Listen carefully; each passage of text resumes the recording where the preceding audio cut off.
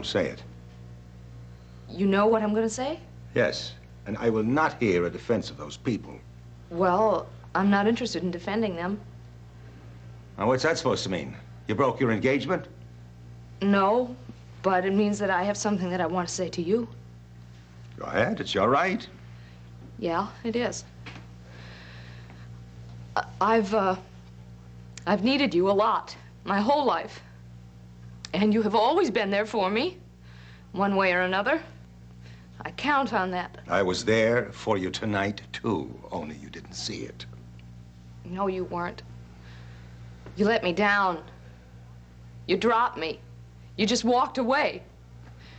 And I think you knew how much you were hurting me, and that's what I can't get over. Darling, I sat there in that restaurant, and I saw the kind of hell you'd be in about a year from now, and I couldn't prevent myself. And you also promised that you would keep your judgments to yourself. You promised me that you would go easy on Tizo and Joe for my sake, because it was my night. You understood how much that meant to me? Yeah, but how was I supposed to understand it? I'd no sooner get out of their bulletproof limousine than my worst fears would come true for you. I mean, given those extraordinary circumstances, how could I keep my opinions to myself? Would you tell me that? I mean, I would have felt like a coward, like I was abandoning you. You did abandon me. You walked out, Daddy. You got up and you took Mother and you left. A celebration that was about me and the man I love and the future we're planning together. You abandoned me. All right, now wait a minute. Will you please sit down and listen to me? Come on, sit down. Now, I saw the holster under that man's arm and the gun in it. I heard that woman accuse Novotny of killing her husband. Now, there was no way on God's earth I could toast the happy couple and just pretend that what I'd seen and heard and felt didn't exist, could I? I was terrified for you. I am terrified for you. And I'll always be terrified for you as long as you're mixed up with Joe Novak. Well, then you'll have to live with your terror for a long time because you won't be living with me. You closed your mind down, haven't you? You just won't see. You're blind. For some reason, you don't want to protect yourself, so it's up to me to protect you, don't you see? You're inventing ways to keep me single, childlike, needy. What does that do for you? Does that make you the indispensable father? Is that what's going on? You know what you can do with those ideas? Put them back in your textbook of abnormal psychology. To me, it's a simple matter. Staying alive. Oh, now who's closing down their mind? Do you want to know why I'm not afraid of that gun and that woman? Tizo gave us a full explanation. Of course, that was after your righteous speech and your rude exit. Uh-huh. So he justified himself and you believed him, right? And Mary believed him and Frank believed him, right? I couldn't care less what they believe right now. I am telling you that there is a reasonable explanation for this, and you are not the least bit interested in hearing it. I am interested, darling. Come on. Give me the reasonable explanation. Come on. What I said was true. I have to have bodyguards because some people don't forget. 15, 20, 30 years. They're all out to settle the old scores. Yeah. Siobhan believed me. Yeah, but Johnny didn't. Even Jack asked questions. I don't want to cut her off from her family, Tizo. Of course not. But you don't want to let go of this marriage either.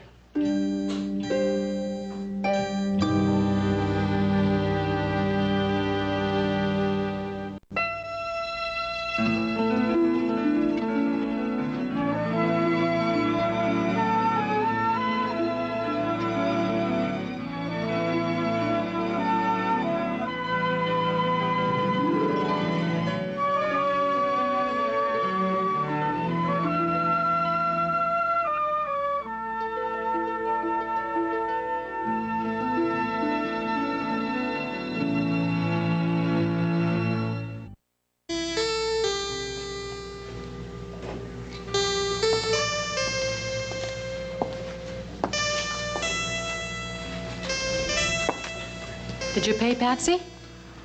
I forced a couple of dollars on her. She says it's not really babysitting when she just comes up a couple of flights of stairs and watches television. Yeah, we've had an awful lot of good luck lately. Sitters, you mean? Yeah, with everything. What is it? I don't know how to get into this. I don't really think it's important. Except I keep coming back to it. So it's important. Tiso Novotny. Siobhan.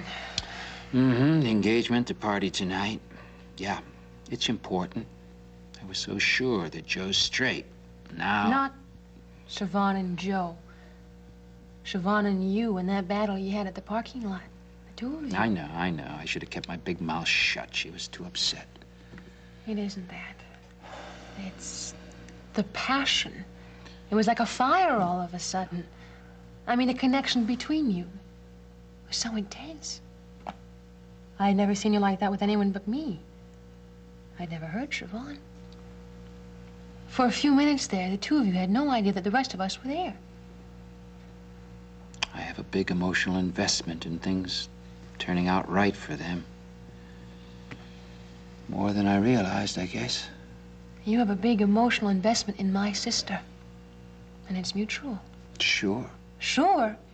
Since when? The last time I looked, she was coming to you for counseling, and you were playing very nicely the big brother.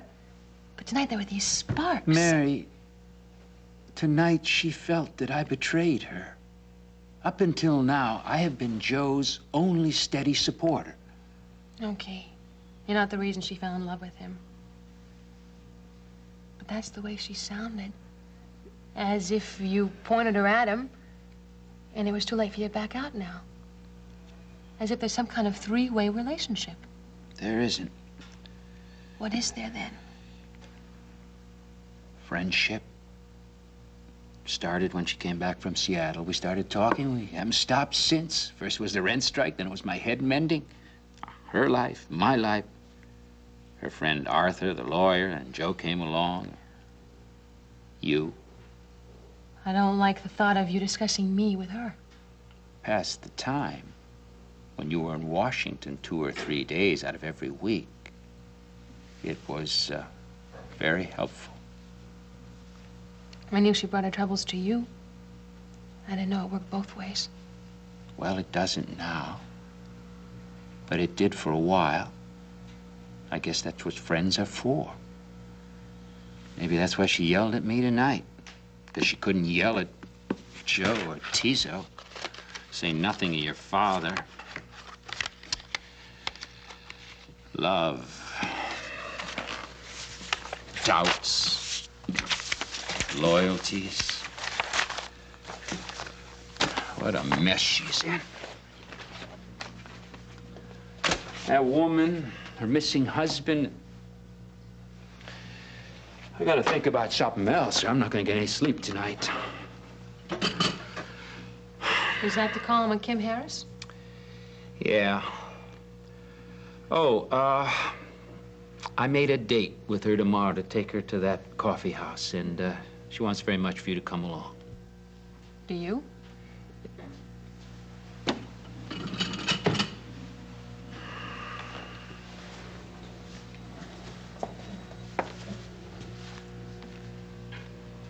If you don't, I'll break your arm. I love it when you're menacing. I'll come. If only Kim could identify a mugshot of this guy, then I know who I'm looking for. And if I saw him anywhere, I could follow him or call the police or whatever. Well, a picture would help. Mary, if you see him, you will not follow him. And if we see him tomorrow in the coffee house, we will not arrest him. You got that? I wasn't going to do anything myself. Oh, good. Because this is not a job for a fearless Ryan. Oh, I am not fearless. And I was brought up not to take any stupid risks. So was Siobhan. Honey, I know it's late, and I'm sorry. I don't know how I could figure the date was out. Dinner and dancing with Tiso Novotny is not something you forget about that easy. Well, I'm glad you forgot.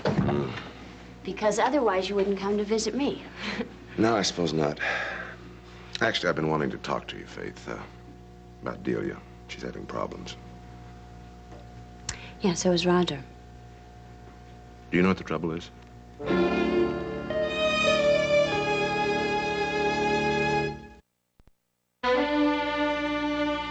don't know the whole trouble.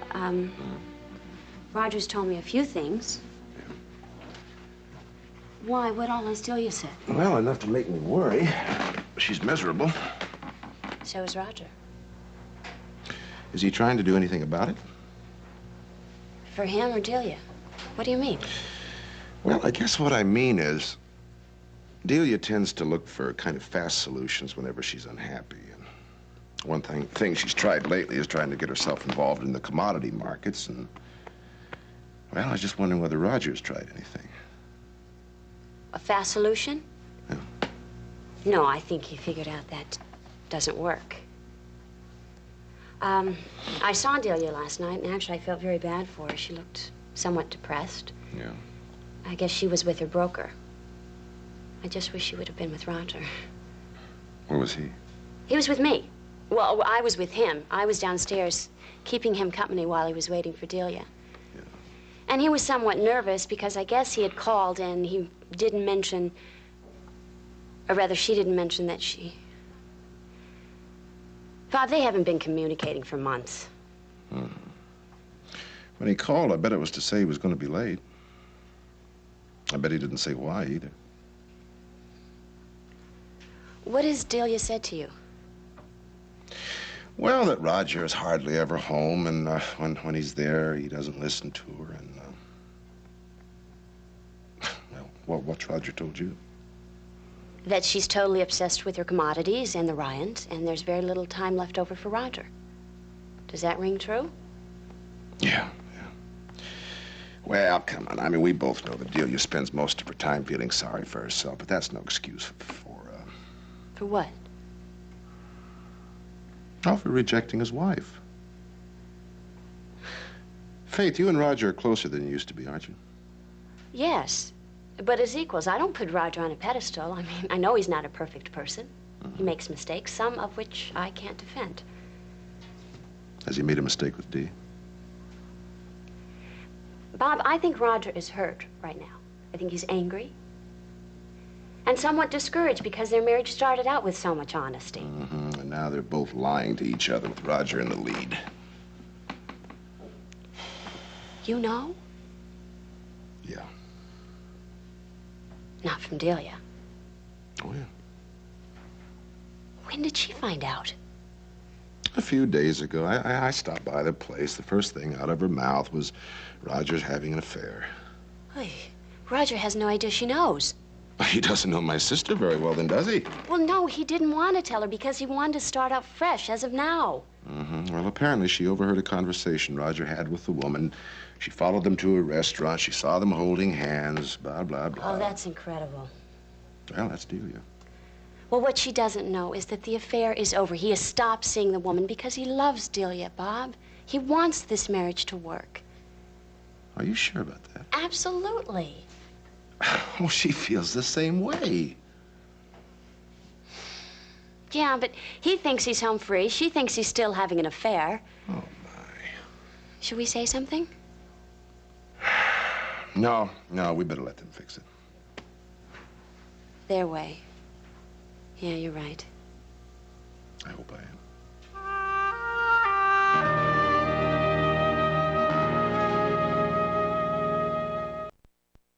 Tizo admits that he did a lot of things that he shouldn't have, but all that was over 15 years ago. Oh. Well, what about his bodyguards? He keeps them around for old times. To protect him from old enemies. You know about old enemies, like the kind who might have killed Grandpa Ryan. Now, you listen to me. My father was a member of the New York City Police Department. Whatever he faced in the line of duty, his family was never endangered. And I'll thank you not to mention him and Tizo Novotny in the same breath. Daddy, Tizo's given his word that none of his mistakes will ever affect Joe and me. Until you get in the line of fire. Now, why should you trust his word? Because I trust Joe. Well, I don't. I can't. I'm telling you this, the worst thing you could do with your life would be to marry Joe Novak. Thank you. I think I have a pretty clear fix on your opinion. Oh, sure, but you don't give a damn about it. All I can... John, she's made her statement. Don't read anything into it. Why don't we all just go to bed, huh? I'm saying don't lay down the law to me. I'm not going to put Joe Novak out of my life. That's what he's telling me to do. And I really hope that is not going to make you walk away from me permanently. Darling, he wouldn't do that if he could. Come on, I'm warning the two of you. Just don't continue this tonight. Tizo Novotny needs bulletproof glass and bodyguards because he could get shot at anytime, any place. Now, Siobhan has just told me that. But she swears she's going to be perfectly safe as a member of his family. Now, you're too intelligent to come up with a logical conclusion like that, girl. You're patronizing me. I hate that. Joe is safe. He's made it through 30 years without a scratch, no scars, no flesh wounds. Sure, because he's had protection, too. You heard what that woman said. He takes orders from Tizo. Well, you heard what I said, that woman was hysterical. Her husband is probably out hiding from her somewhere. And as for Joe working with Tizo, you've been told this too many times. If you are more willing to trust some lady who runs in off the street and causes a tantrum in a party, well, I can't do anything to stop that. You believe what you have to, and I'll do the same thing. Now, wait a minute, Siobhan. Siobhan! Don't you dare, John. Don't you dare. That woman was crying out of fear and terror, pain. Now, if Siobhan can't see that, she's incapable of making simple decisions, much less major ones. John, and you're going to go downstairs and tell us she's incapable of thinking for herself, whereas you are. No, I'd never say that, not in so many words, but that happens to be the case. John, drop it. What are you trying to do? Send her off tonight, on this terrible night, to get married, to elope? Just trying to talk some sense into her. Well, give it a little time. Lord, give us some time to think. Some time. In a few days, the banns will be announced again. The invitations to the reception will be out. She'll have her wedding dress. Oh, we are discussing Siobhan, aren't we? She could be halfway down the aisle and decide that it's all wrong and stop right on the spot. If she's capable of that. If you keep out of it. Please. Are you listening to me? Are you going to allow the girl to mull things over as the adult that she is? Never going to get as far as the church. Oh, dear Lord, save me. Thanks to you, John, she may forget and ignore all her questions and her doubts and marry Joe like that. Well, I haven't particularly noticed that you think he's God's gift to her either. I don't know what I think, but I do know this. That if you want the girl to keep a level head, you are going about it in the worst possible way. What am I doing? I'm just talking honest, straightforward, simple truths to her. And what am I supposed to do, lie to her? You want me to pretend I'm overjoyed that my family, with its law enforcement tradition, is about to get involved with a family that has a criminal tradition? John, you can't make the choice for her. Yeah, well, I can advise her, period. Well, you can stop with the advice right now. I'll just have to use my own best judgment about that, won't I? Oh, and as an example of your best judgment, putting that nasty thing into your mouth? Oh, will you please, let's leave this alone, huh? Why should we leave it alone? I mean, if you can breathe in that poison against doctor's orders, what kind of madness are you capable of, John? Please, put out the cigarette. Let's go to bed. And promise me that you'll stop hounding Siobhan. I'm not hounding her. I'm just talking common sense to her. I'm going to continue talking common sense to her. That is my obligation as her father. Don't you see that?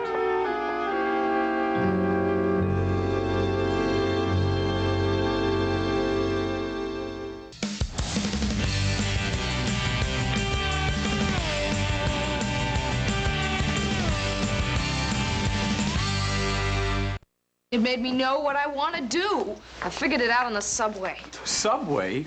At this hour, why didn't you call me? I'd have sent the car for you. Oh, I just had to get out of there. I love you. I love you. What did you figure out? That I want us to get married. Right. Tonight.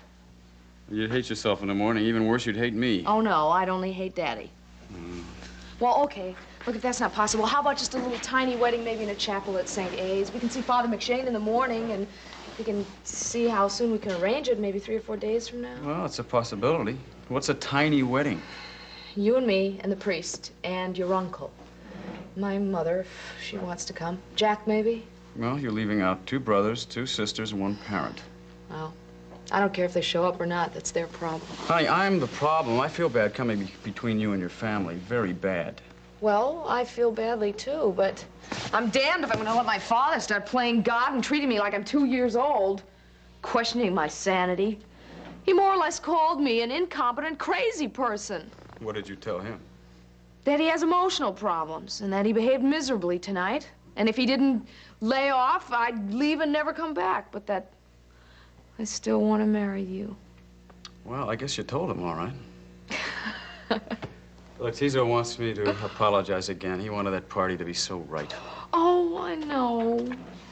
Joe, is there any chance that he hasn't retired and Daddy's right and there's still a lot of criminal stuff? Tizo says he's retired. I have to accept that. Now, you heard him, Siobhan. He doesn't make explanations or apologies to anybody, but he did for you. Now, either you believe him and me, or you don't. You wouldn't lie to me. No. I believe you.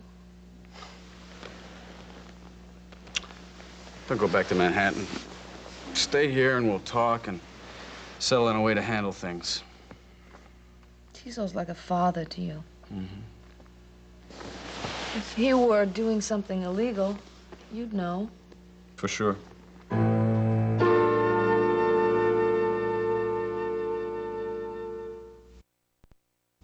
A new original reality series on SoapNet. Mom and Dad are moving in for a financial intervention. It's a matter of life or debt. Bank of Mom and Dad. Moving in Wednesday at 10, only on SoapNet.